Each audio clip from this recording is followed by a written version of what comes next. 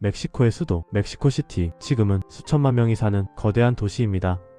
하지만 이 도시가 있는 자리에는 500년 전에는 전혀 다른 도시가 존재하고 있었습니다. 호수 위에 세워진 거대한 섬 도시, 그리고 이 도시의 몰락은 멕시코 역사의 방향을 완전히 바꾸게 됩니다. 그렇다면 멕시코의 역사는 어디에서 시작된 것일까요? 유럽인들이 이 대륙에 도착하기 훨씬 전 이 지역에는 이미 강력한 문명이 존재하고 있었습니다. 바로 아즈텍 문명이었습니다. 아즈텍의 수도 테노치티틀란은 텍스코코 호수 위에 세워진 거대한 도시였습니다. 도시는 운하와 다리로 연결된 섬 도시였습니다. 중앙에는 거대한 신전과 시장들이 자리 잡고 있었습니다. 당시 스페인 정복자들은 이 도시를 보고 깊은 인상을 받았다고 기록했습니다. 당시 테노치티틀란의 인구는 약 20만 명으로 추정되었습니다. 이는 당시 런던보다도 큰 거대한 도시였습니다. 아즈텍 문명은 북아메리카에서 가장 강력한 문명 가운데 하나였습니다. 그리고 이 문명이 있던 자리에는 오늘날 멕시코의 수도 멕시코시티가 있습니다. 하지만 이 거대한 도시는 생각보다 빠르게 몰락하게 됩니다.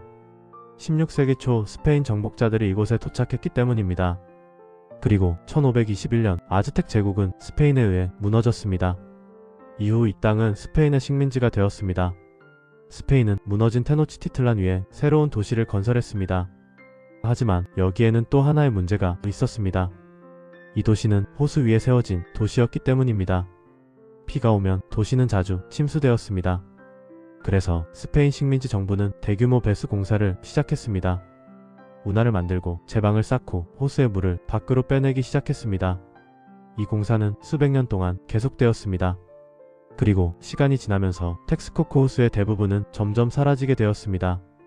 결국 옛 호수 위에는 거대한 도시가 자리 잡게 되었습니다. 오늘날의 멕시코시티입니다. 하지만 이 도시가 호수 위에 세워졌다는 사실은 지금도 영향을 주고 있습니다. 멕시코시티의 땅은 지금도 조금씩 가라앉고 있습니다. 일부 지역에서는 수십 센티미터씩 내려간 곳도 있습니다. 지금도 매년 몇 센티미터씩 지반이 내려가고 있습니다. 하지만 역사는 여기서 멈추지 않았습니다. 스페인 식민지 시대 동안 멕시코는 뉴스페인이라고 불렸습니다. 뉴스페인은 스페인에서 중요한 식민지였습니다. 그 이유는 바로 은이었습니다. 멕시코에는 거대한 은광이 있었습니다. 사카테카스, 과나우아토 이 지역에서 생산된 은은 대서양을 건너 유럽으로 보내졌습니다.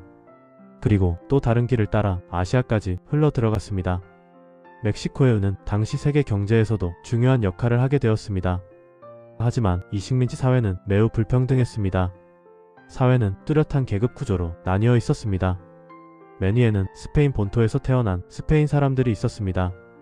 이들은 총독과 고위 관직을 차지하며 식민지의 정치 권력을 장악하고 있었습니다. 그 아래에는 크리올로가 있었습니다. 크리올로는 스페인 혈통이지만 멕시코에서 태어난 사람들이었습니다.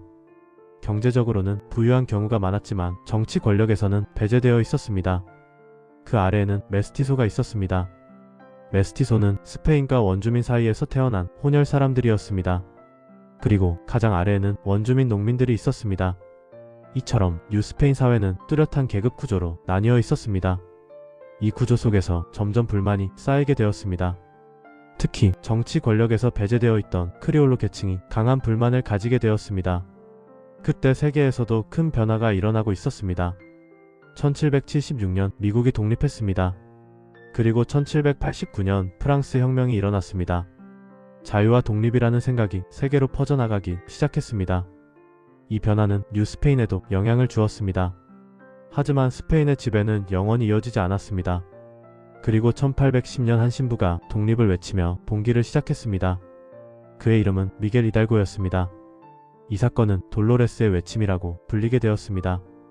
이 사건 이후 멕시코의 독립전쟁이 시작되었습니다. 독립운동의 중심에는 크리올로 계층이 있었습니다. 그리고 전쟁에는 메스티소와 원주민 농민들이 대규모로 참여하게 되었습니다. 전쟁은 10년 넘게 이어졌습니다. 그리고 마침내 1821년 멕시코는 스페인으로부터 독립하게 되었습니다. 하지만 독립 이후의 시작은 생각보다 복잡했습니다. 새로운 나라는 공화국이 아니라 제국으로 시작되었습니다. 독립전쟁의 장군이었던 아구스틴 데 이투르비데가 멕시코의 황제가 되었습니다. 하지만 이 제국은 오래가지 못했습니다. 정치 세력 사이의 갈등이 빠르게 커졌기 때문이었습니다. 결국 제국은 무너졌고 멕시코는 공화국이 되었습니다. 하지만 문제는 여기서 끝나지 않았습니다. 북쪽에서는 새로운 갈등이 커지고 있었습니다. 바로 텍사스 지역이었습니다. 당시 멕시코 북부는 인구가 매우 적었습니다. 그래서 멕시코 정부는 이 지역에 이주를 허용했습니다. 많은 사람들이 텍사스로 들어왔습니다. 그 가운데 상당수는 미국에서 온 이주민들이었습니다. 시간이 지나면서 텍사스의 인구 구조는 빠르게 바뀌게 되었습니다. 그리고 결국 갈등이 발생했습니다. 1836년 텍사스는 멕시코로부터 독립을 선언했습니다. 이후 텍사스는 미국에 합병되었습니다.